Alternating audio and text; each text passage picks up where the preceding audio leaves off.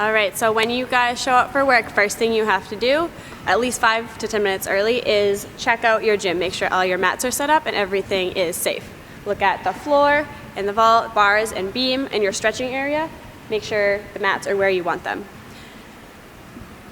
Then pull out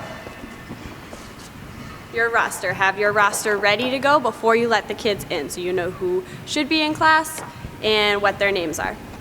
When you get to class to teach and you've already set up your gym, please be sure to look at your curriculum. Make sure you go to the week that we're on, check out the skills that you need to be teaching on each of the different events, and please be sure to have that handy throughout class in case you forget.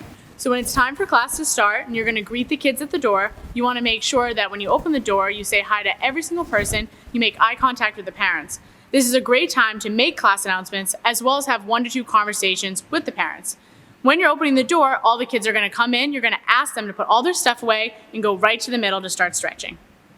Youth age stretch should begin with some type of cardio warm-up, whether that's jumping jacks, running around the floor, or setting up a fun obstacle course. They need to warm their bodies up before they stretch.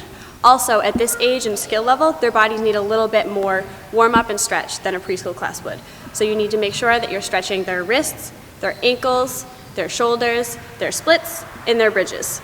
As a coach, while the kids are stretching, you need to be correcting their stretching, walking around, make sure that they are doing their stretches correctly. Ready? All right, let's start with 10 jumping jacks.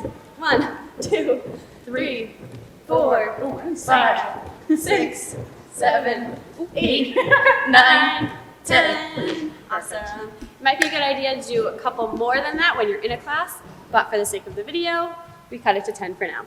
So now let's start with our straddle. And point your toes, reach up nice and tall, go down to one side. Now reach up again to the other side. And reach up again, down to the middle. Make sure to correct their form and their straddle, so their knees should be flat on the floor, not up. And stretches should be a little bit longer, maybe 5 to 10 seconds each. But for the sake of the video, we'll go a little shorter. Now we will do our our pike. Reach up nice and tall. Point your toes and flex them. Point one, flex one, and switch. Point again, and go down.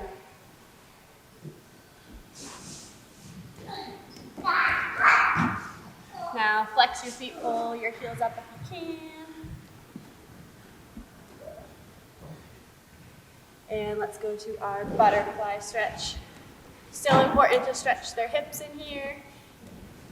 We just don't have to be as theatrical with the stretch as preschool. So now let's stretch out our wrists. So this is where it's important to actually be stretching rather than make spaghetti and meatballs. The youth age kids are probably not as interested in that as well, and their bodies need to stretch more. Let's do our shoulders now. So one good way to get them into the stretch is reach all the way across with one arm, scoop under, and pull it tight. So they might have a little bit of trouble with their coordination here. Now let them go, and we'll switch. Other arm straight across, reach under and pull it tight. Now we'll let that one go. Now reach up with one hand, pat yourself on the back, pull your elbow. And the next one, reach up with the other arm, pat yourself on the back, pull your elbow. And we'll do our ankles now. So cross one leg over, roll your ankle around. And switch ankles. Another one you can do is have them write the ABCs with their toes. Now let's move on to our lunges. So for these, the best way to have them get into it is start up on their knees, put one leg in front, hands on their knee or their hips, and push forward.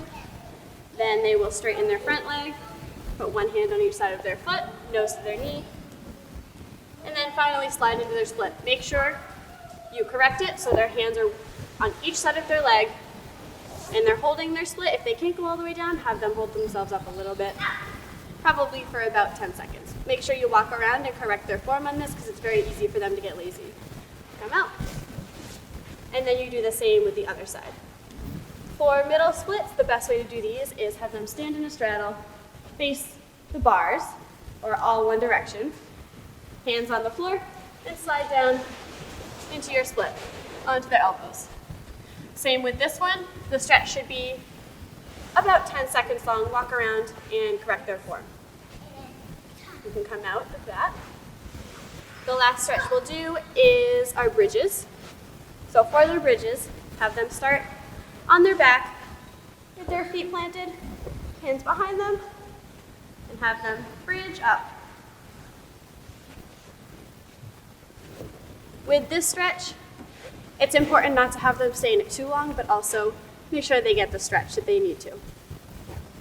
After this, we'll finish up with a little bit of work on basics, such as lunges, straight jumps, tuck jumps, and anything else you want to do before we go to lines. After stretching the class, we'll do lines. Lines is where we focus on warming up and doing basics. You'll focus on dancing and skills. You should spot some of the skills and be fully engaged with your class the whole time. You can also burn off some energy and get the kids ready to do class. So when you're setting up floor, you're going to look at your curriculum and then set up the appropriate stations.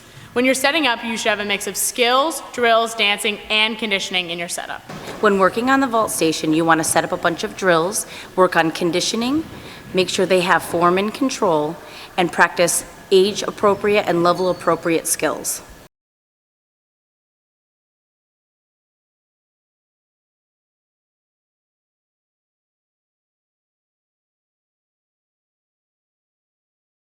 So for beam, you're going to want to look at your curriculum again and set up the appropriate stations.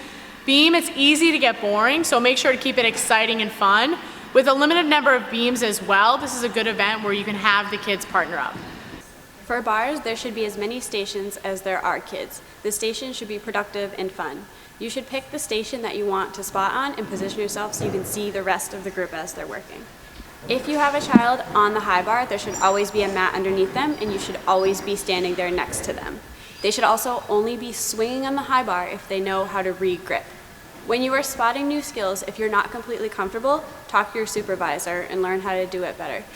If you need to set up stations for the child to get more comfortable with the skill and build their muscles, then you should do that, or ask another coach for a second spotter. So during class, make sure to keep an eye out to make sure that everyone's having fun and working hard. If a kid needs help, make sure you're helping them. And if they look bored, try and switch things up. Be sure to stay focused on your group. You're there to teach, not to socialize. Make sure you're using proper spotting techniques. Watch the spotting video and ask your supervisor if you have any questions. So once the class is over and everyone has been dismissed and you've had a couple conversations with the parents, you want to come back in, you're going to fill out your progress trackers with any skills that you taught or that were achieved by your participants that day. You're going to look at the gym, make sure it's set up for your next class, and keep your energy levels up and have some fun.